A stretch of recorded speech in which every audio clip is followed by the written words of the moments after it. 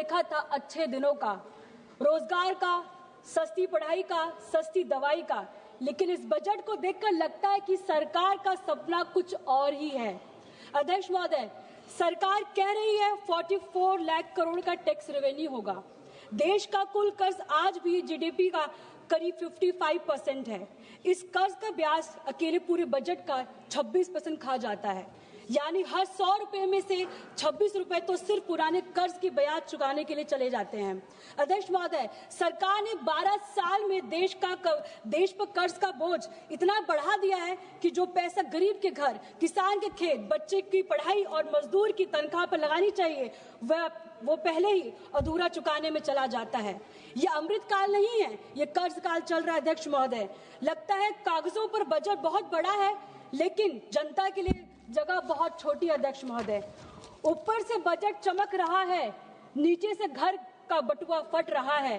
कागजों में तो सरप्लस लिखते हैं, लेकिन जिंदगी तो ईएमआई भरते भरते कट रहा है। कर्ज बढ़ता जा रहा है, बजट पीछे छूट रहा है, डेब्ट तो एसेट से तेज भाग रहा है। अध्यक्ष महोदय, ये कैसा अमृत काल है जहां आम हिंदुस्तानी का भविष्य गिरवा रखा जा रहा है। अध्यक्ष महोदय, 2019 में इस सरकार ने बड़ी कंपनियों का कॉर्पोरेट टैक्स 30% से घटाकर 22% कर दिया। ये हर साल 1.5 लाख करोड़ की राहत मिली, लेकिन सवाल ये है, ये पैसा कहां से रिकवर किया जा रहा है? मध्यम वर्ग से, किसान की जेब से, नौकर पेशी की सैलरी से। अब इनकम टैक्स कॉर्पोरेट टैक्स से ज्यादा हो गया। अध्यक्ष महोदय, यानी सैलरी पाने वाला आम इंसान, छोटा व्यापारी, वो ज्यादा टैक्स दे रहा है और बड़ी कंपनियां कम। तो थ्योरी ये थी कि कॉर्पोरेट को छूट दो तो वो आपको इन्वेस्ट करेंगे, जॉब्स आएंगी। 12 साल हो गए अध्यक्ष महोदय, जॉब्स भी नहीं मिली, इन्वेस्टमेंट भी नहीं हुआ, लेकिन कॉर्पोरेट का मुनाफा जरूर बढ़ गया। अध्यक्ष महोदय, माननीय अध्यक्ष महोदय, आज भारत का आम परिवार घर बनाने के लिए नहीं, बच्चों को पढ़ाने के लिए नहीं, रोटी के लिए कर्ज ले रहा है, इलाज के लिए कर्ज ले रहा है, शादी के लिए कर्ज ले रहा है और जिंदगी जीने के लिए कर्ज ले रहा है।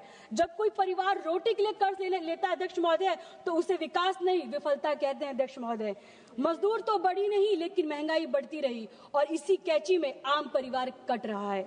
घरेलू बचत 5 साल के सबसे निचले स्तर पर। अध्यक्ष महोदय, ये आंकड़े चीख चीख कर बोल रहा है, लेकिन सरकार के कान बंद है, आंख भी बंद है और मुंह सिर्फ खुलता है तो विकसित भारत बोलने के लिए खुलता है। अध्यक्ष महोदय, मैं ये कहना चाहूंगी आपको कि जनता को करीब 14% मेडिकल महंगाई सहनी पड़ती है, जो सरकार चार्ट में दिखाती नहीं है।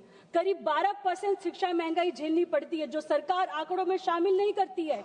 कई परिवार आज अपनी पुरानी कमाई का आधा हिस्सा सिर्फ एक बच्चों की पढ़ाई में लग जाता है और एलपीजी की मांग ने तो हर रसोई को छुआ है और छोटे ढाबे बंद कर रहे हैं, कर्मचारी छटनी हो रही है। अध्यक्ष महोदय, असली महंगाई वो है जो आम आदमी को महसूस कराता है, जो किसी गवर्नमेंट रिपोर्ट में नहीं लिखी होती है। अध्यक्ष महोदय, उत्तर प्रदेश सबसे ज्यादा सांसद इस पार्लियामेंट में आते हैं, लेकिन वहां का पर कैपिटा इनकम आज भी नेशनल एवरेज से भी कम है। इतने सालों में डबल इंजन गवर्नमेंट तो बनी आपकी, लेकिन डबल इंजन तो लगा तो दिया आपने, लेकिन आदमी से भरी ट्रेन खींचने के लिए उस इंजन में दम नहीं। अध्यक्ष महोदय, मैं आपसे ये कहना चाहूंगी कि मिडिल ईस्ट की इस लड़ाई के दौरान अमेरिका ने कहा कि उन्होंने भारत को दूसरे देशों से तेल लेने के लिए अलाउ किया। अलाउ ये सिर्फ शब्द नहीं अध्यक्ष महोदय, ये हमारी सॉवरेनिटी पर सवाल उठाता है। सबसे बड़ा सवाल